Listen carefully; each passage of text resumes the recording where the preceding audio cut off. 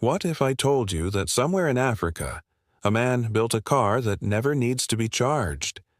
No gas station stops, no hunting for charging ports, no electricity bills, just a vehicle that somehow powers itself, running on something as invisible as the air we breathe. Sounds like science fiction, right? Well, that's exactly what people said about flying machines, smartphones, and landing rockets back on Earth. And yet, here we are. This isn't just another tech story.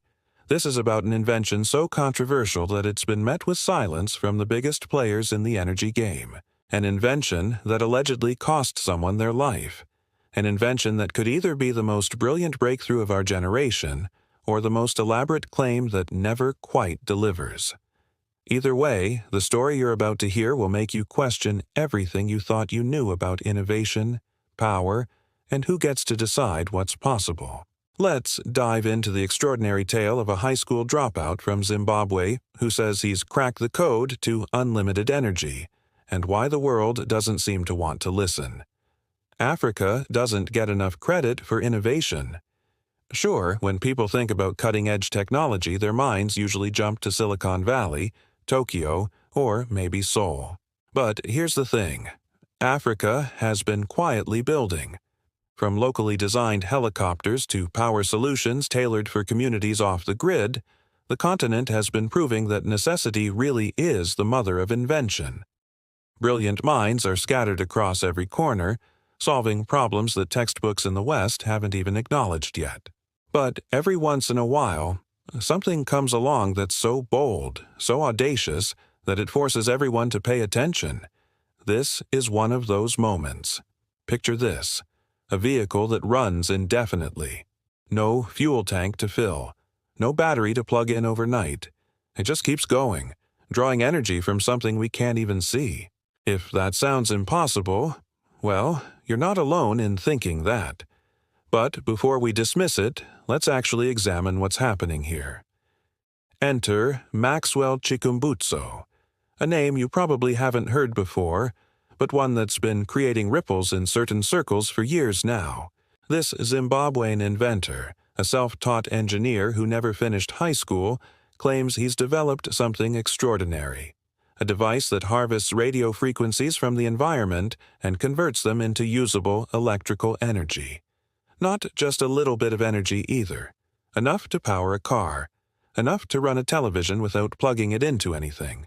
Enough to potentially revolutionize how we think about electricity itself. Now, I know what you're thinking. Radio waves? Powering a car? That doesn't sound right. And honestly, your skepticism is completely justified. After all, we've been taught certain fundamental principles about energy. You can't create it from nothing. There's always a source, always a cost. The laws of thermodynamics aren't just suggestions. They're the foundation of how our physical world operates. So when someone comes along claiming they've broken those rules, alarm bells start ringing. But here's where it gets interesting. Chikumbutso isn't claiming to create energy from nothing. He's saying he's found a way to capture and convert energy that's already all around us, just floating through the air in the form of radio frequencies. Every time you turn on your radio, every time your phone picks up a signal, those are electromagnetic waves carrying information. They're real, they're measurable, and they do carry energy. The question isn't whether radio waves exist. The question is whether you can harvest enough of them to do something useful, like power a vehicle. According to Chikumbutso, the answer is yes, and the key is something he calls a micro-energy device. This isn't something he bought off the shelf. He claims to have designed about 70% of the components himself, custom-built to capture these radio frequencies and amplify them into something powerful enough to run heavy machinery.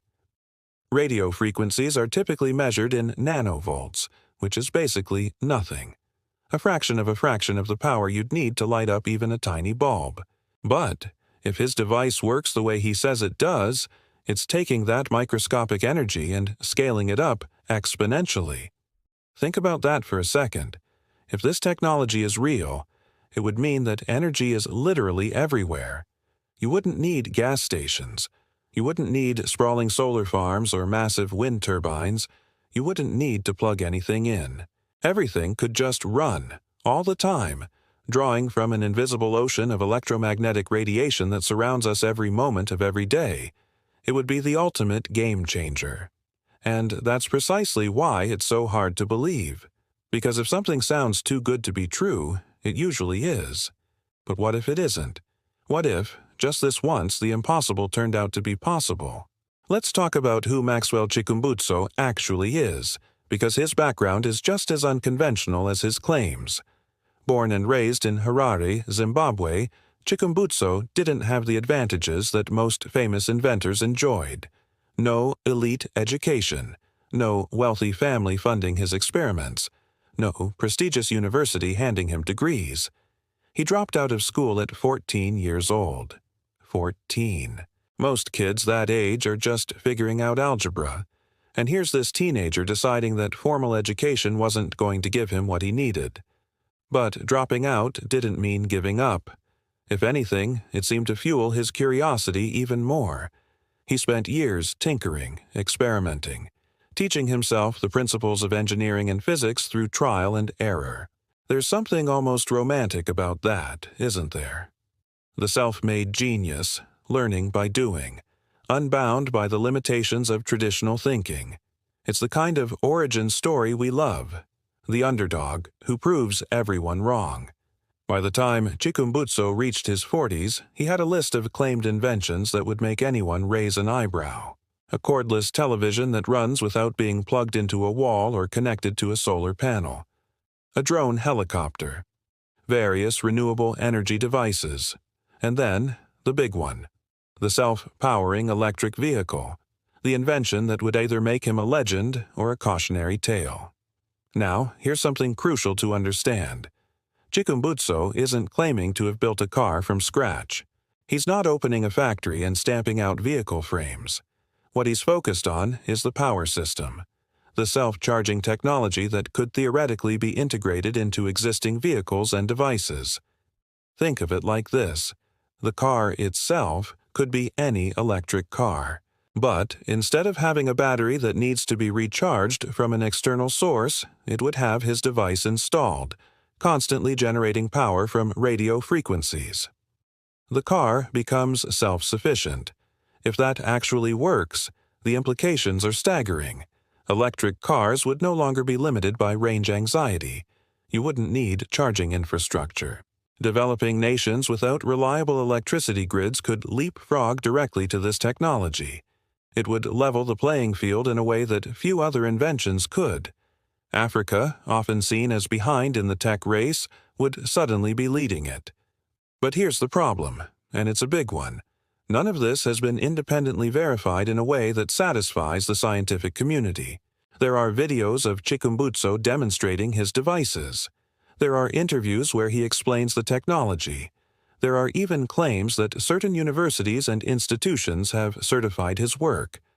But when independent investigators and fact-checkers have looked into it, they've found inconsistencies. Some of the vehicles he showcased appear to be existing electric car models with conventional lithium-ion batteries, not revolutionary new power systems. Documentation is scarce. Reproducible results are nowhere to be found. And that's where the story splits into two very different interpretations. On one side, skeptics see this as a classic case of extraordinary claims without extraordinary evidence. They point to the lack of peer-reviewed studies, the absence of patents, and the general vagueness around how the technology actually works. They note that harvesting meaningful energy from radio waves is theoretically possible, but practically very difficult, and that powering something as energy-intensive as a car would require technology far beyond anything currently demonstrated. On the other side, supporters see something more sinister at play. They ask, why would a man risk his reputation and safety making these claims if they were completely false? Why would he turn down millions of dollars from American investors if he were just running a scam? And, most compellingly, why would he and his colleague allegedly be poisoned? Yes, you heard that right. Poisoned. According to Chikumbutso himself, he and a friend, a doctor who was working with him, were poisoned. The doctor didn't survive. Chikumbutso did, but the trauma of that experience clearly left its mark. He speaks about it with a mix of grief and resolve, crediting divine intervention for his survival. Whether you believe that account or not, it raises uncomfortable questions. If this technology is fake, who would bother trying to kill him over it? But if it's real, who stands to lose enough to resort to murder? Let's think about the industries that would be threatened if Chikumbutso's invention is legitimate. First, and most obvious, the oil industry. For over a century, petroleum has been the lifeblood of the global economy. Wars have been fought over it. Nations have risen and fallen based on their oil reserves. If vehicles could suddenly run without gasoline, the entire industry would collapse overnight. We're talking about trillions of dollars and unimaginable geopolitical shifts. Then there's the electric vehicle industry, currently dominated by companies that have invested billions into battery technology and charging infrastructure. These companies have positioned themselves as the future of transportation. But if someone comes along with a technology that makes batteries obsolete, all that investment becomes worthless. The most famous name in this space is, of course, the billionaire entrepreneur who's made electric cars cool and accessible. His company has been valued in the hundreds of billions, built on the premise that the future is electric, but still dependent on charging. If a self-powering vehicle becomes reality, that entire business model gets disrupted. The sleek charging stations, the home battery packs, the solar panel integrations, all of it becomes unnecessary. That's not just a financial threat, that's an existential one. And then there's China, which has positioned itself as the global leader in electric vehicle production and renewable energy technology. Chinese companies produce the majority of the world's lithium-ion batteries and have heavily invested in the electric vehicle supply chain. A technology that bypasses all of that would shift the balance of power in unexpected ways. So the conspiracy theory goes like this. Powerful interests, whether corporate or governmental, have reasons to suppress this technology. They can't allow it to succeed because it would upend too many carefully constructed systems. They'd rather silence the inventor, discredit him, or buy him out and bury the technology than let it see the light of day. It's a compelling narrative. And it fits nicely into our existing suspicions about how the world works. The little guy with the big idea, crushed by powerful forces that want to maintain the status quo. We've seen versions of this story before, inventors claiming their revolutionary engines were bought and buried by oil companies, whistleblowers silenced for threatening the wrong people. But here's the thing about conspiracy theories. They're appealing because they offer simple explanations for complex situations. The real world, though, is usually messier. Sometimes brilliant ideas don't get traction because they simply don't work. Sometimes people make claims they can't back up, not out of malice but out of genuine belief mixed with self-deception. And sometimes the absence of evidence really is just the absence of evidence, not proof of a cover-up.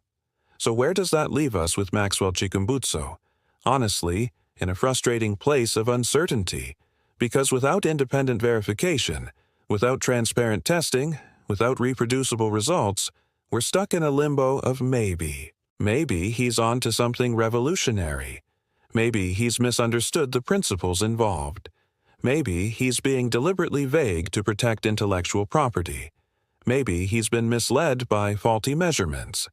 We just don't know. What we do know is that Chikumbutso has expressed serious concerns about patenting his technology. And this part of the story is actually quite revealing. The patent system is designed to protect inventors by giving them exclusive rights to their inventions in exchange for publicly disclosing how those inventions work. But there's a catch. For something to be patentable, it generally has to comply with known physical laws. If a patent examiner looks at your application and concludes that your invention violates the laws of thermodynamics, they can reject it on those grounds. Chikumbutso himself has acknowledged this problem. He's stated that patent examiners told him his technology is unpatentable because it appears to violate fundamental physics. His response?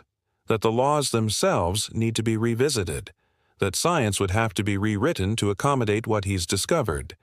Now, that's either the statement of a visionary who's genuinely ahead of his time, or it's a convenient excuse for why he can't provide the documentation that would prove his claims. Revolutionary scientists throughout history have indeed challenged established theories and been vindicated. Einstein's relativity seemed bizarre when first proposed. Quantum mechanics contradicted common sense. But those theories came with rigorous mathematical frameworks and experimental evidence that eventually convinced the scientific community.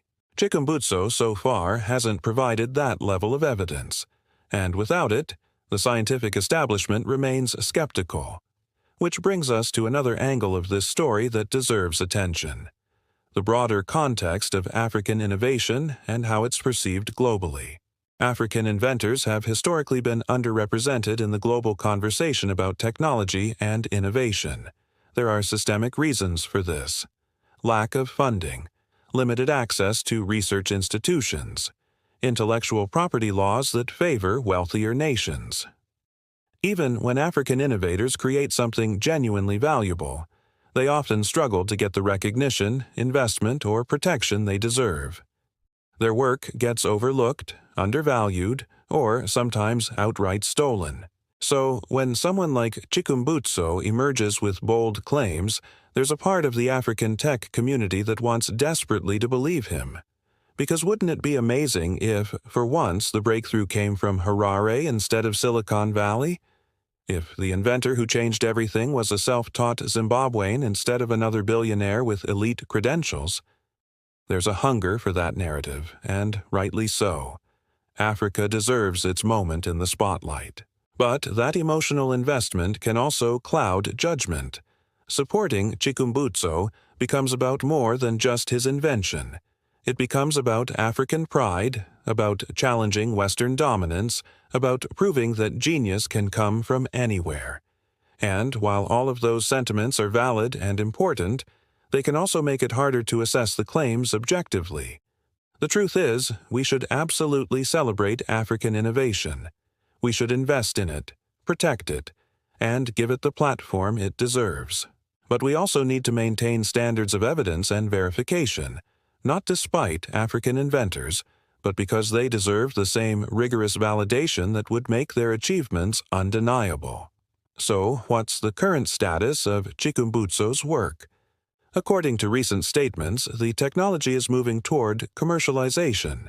He claims that distributors are being set up, that machines are being sold, and that buyers from various countries are getting involved. If true, this would be significant, because once devices are out in the wild, being used by independent parties, verification becomes much easier. Either they work or they don't. Either cars start running indefinitely without external power, or they don't. This is the test that matters. Not videos, not demonstrations in controlled settings, but real-world application. If someone in the Democratic Republic of Congo buys one of these devices, installs it in their vehicle, and drives around for months without charging, that's data. If televisions are running in homes without any power source, that's evidence. If this technology is genuinely being distributed, we should start seeing independent confirmations very soon. And if we don't, if the devices don't materialize, or if they turn out to be something less revolutionary than claimed, then we have our answer. But until that happens, the story remains open. There's something else worth considering here. Even if Chikumbutso's specific claims don't pan out exactly as stated, the questions he's raising are valuable. Can we harvest energy from electromagnetic radiation more efficiently? Can we develop power systems that are more self-sufficient? Can we think differently about energy distribution, especially in regions without established infrastructure? These are questions worth pursuing, regardless of whether this particular invention is the answer. Innovation often comes from unexpected places and unexpected people. Some of the most important breakthroughs in history were made by individuals working outside the mainstream. thinking differently because they weren't constrained by conventional wisdom. Sometimes that leads to genius. Sometimes it leads to dead ends. But the pursuit itself is worthwhile. What makes Chikumbutso's story so fascinating is that it sits at the intersection of so many big themes: technology and skepticism, Africa and global recognition, David versus Goliath, the suppression of innovation versus the importance of scientific rigor, hope versus realism. It's a story that forces us to examine our own biases and assumptions. Do we dismiss claims too quickly when they come from unexpected sources? Probably, sometimes. Do we believe too readily when a story fits the narrative we want to be true? Also, probably. The challenge is finding the balance, being open-minded enough to consider possibilities, but demanding enough to require proof. As this story continues to unfold, there are a few things to watch for. First, independent testing. If reputable institutions with no stake in the outcome can examine the technology and verify the claims, that changes everything. Second, commercialization. If devices actually hit the market and function as advertised, the truth will become self-evident. Third, replication. If other scientists and engineers can build on Chikumbutso's work and reproduce the results, that's how real breakthroughs get confirmed. Until those things happen, we're left with a compelling story, remarkable claims, and not quite enough evidence to settle the matter, which is frustrating, but also very human. We want answers. We want clarity. But sometimes we have to sit with uncertainty a little longer. What's undeniable, regardless of the technology's validity, is that Maxwell Chikumbutso has started a conversation. People are talking about energy innovation in Africa. They're questioning whether established industries might suppress competing technologies. They're examining how intellectual property systems work and whether they adequately serve inventors from developing nations. Those conversations have value in themselves, and maybe that's part of the legacy here. Not necessarily a working self-powering car, though that would be incredible, but a renewed focus on African innovation and a willingness to challenge assumptions about where the next big breakthrough might come from. The world is changing fast. Energy challenges are mounting. Climate concerns are intensifying. The need for sustainable, accessible power solutions has never been greater. If someone, anyone, from anywhere can contribute to solving those problems, we should be paying attention. We should be demanding evidence, yes, but we should also be open to being surprised. Maxwell Chikumbutso's journey, whatever the ultimate truth of his claims, reminds us that innovation is still possible, that individuals can still challenge systems, that the next breakthrough might not come from where we expect. And that's exciting, even if it's also uncertain. So where do we land on this? Is Chikumbutso a visionary genius being suppressed by powerful interests? Is he a sincere inventor who's made a mistake in his calculations? Is he somewhere in between, with partial truths and partial misconceptions? The honest answer is that we don't have enough information yet to say for certain, and that's okay. Not every story has a neat resolution. Some unfold over years, with twists and turns we can't predict. What we can do is keep watching, keep questioning, keep demanding transparency and evidence while also staying open to possibilities. That's how real progress happens. Not through blind belief or automatic dismissal, but through rigorous, honest inquiry. This story is far from over. Whether it ends with vindication or disappointment, with scientific revolution or debunking, it's a story worth following. Because embedded in it are questions about innovation, power, opportunity, and truth that extend far beyond one inventor in Zimbabwe. If you've made it this far, you're clearly someone who thinks deeply about these issues, someone who doesn't just accept easy answers, and that's exactly the kind of audience that needs to be part of this conversation. So here's what I want you to do. First, hit that like button if you found this deep dive valuable. It helps more people discover stories like this that challenge conventional thinking. Second, subscribe to the channel and turn on notifications, because we're going to keep following this story and others like it. When new developments emerge, when independent testing happens, when the next chapter unfolds, you'll be among the first to know. And third, drop a comment below. What do you think? Is Maxwell Chikumbutso onto something revolutionary, or is this a case of extraordinary claims without extraordinary evidence? Do you believe powerful interests would suppress technology like this?